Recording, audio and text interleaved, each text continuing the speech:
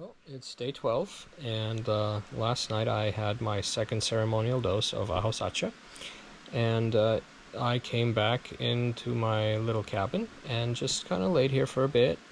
And as I was laying here, I realized that something interesting was happening. I was dreaming or thinking up of a story, and it was just a fiction story, but it started off with a pretty strong narrative. And as I was thinking more about it, it just grew and grew, and became richer, and the characters became more developed and more relatable, and it actually turned into a pretty interesting story. And as I was falling asleep, in my mind, I'd written an entire book. I've never had that happen to me before. That was just so amazing. I was delighted.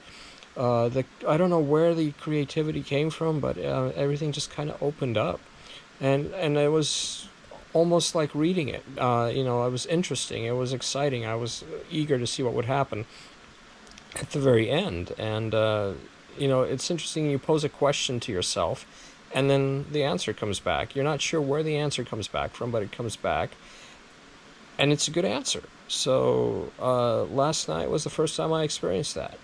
I could ask my creative higher self a question, and the answer would come back to me. And then the dreams were very vivid. I realized I was sleeping with my head turned in the wrong position on the bed, which caused my shoulder to ache. So in the dream, that manifested itself as this giant knot in my shoulder that I kept running around trying to get someone to massage it and give me some relief. And it was weird because the frustrating thing is no one would be able to do it, or no one would do it enough. And finally, I ran into Dove in my dream when Dove is here dieting with me. He's just cabin over. And he was the only one who was willing to, like, drive his elbow into my shoulder and just dig that knot out. And I was like, this morning I was eating breakfast with him. I said, hey, by the way, thank you for last night. He's like, what? And I told him about the dream. I was like, oh, okay. Yeah, it made sense to him once I explained it. And then, of course, the second part of the dream was just this wild, vivid landscape of giant jungle animals, but they weren't animals, they were balloon animals, and not the kind that a clown would twist at a party, but the kind you'd just buy at a store, and inflate. And they had the shapes of the balloon animals and the colors and the markings and the faces. And I just remember seeing jaguars, ocelots, hyenas, and tigers, and giant tigers, like the size of a full story of a house, just running around outside of my house, just being balloon animals, just doing what animals do. Hunting, chasing, and it was just wild.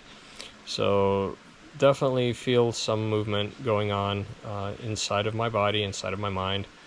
And yeah, we talked a little bit and discussed some things with Taylinda about the continuing course of my treatment here. They're going to try to put together a tonic for my stomach to try to help that heal and get a little bit better as well. But yeah, I'm excited to see what happens next.